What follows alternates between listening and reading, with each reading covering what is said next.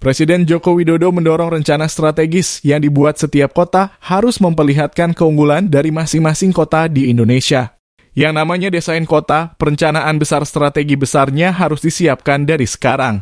Semua kota harus memiliki rencana besar kotanya masing-masing. Sering saya sampaikan mestinya setiap kota itu memiliki perbedaan-perbedaan, karena unggulannya semuanya memiliki, ujar Presiden dilansir dari laman resmi kominfo.go.id.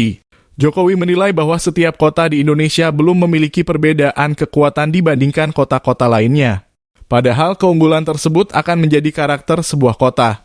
Desain arsitektur kota itu semua kota harus memiliki, tetapi lebih detail lagi harus ada detail engineering-nya, sehingga jelas ini kota nanti 2050 akan menjadi kota apa. Karena sebetulnya keunggulan-keunggulan kuat itu akan nanti memunculkan karakter kota itu dibawa kemana, tutur Presiden.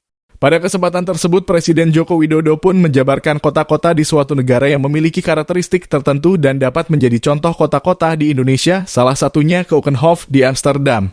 Tomohon misalnya menjadi kota bunga, kenapa tidak? Seperti di Keukenhof di Amsterdam. Kenapa tidak? Kenapa kita semua kota kita ini hampir mirip-mirip semuanya dengan brand yang mirip-mirip semuanya, ujar Kepala Negara. Selain itu, Presiden menekankan bahwa perencanaan pembangunan infrastruktur di setiap kota juga harus terkonsep secara maksimal. Presiden pun menegaskan bahwa prioritas penggunaan anggaran yang dimiliki setiap daerah harus jelas agar terlihat hasilnya. Apakah mau prioritas ke pendidikan, ya sudah konsentrasi 60% anggaran masuk ke pendidikan, yang 40% dibagi sesuai dengan skala prioritas. Mau infrastruktur, ya sudah 60% masuk ke infrastruktur semuanya sehingga kelihatan, tandas Presiden.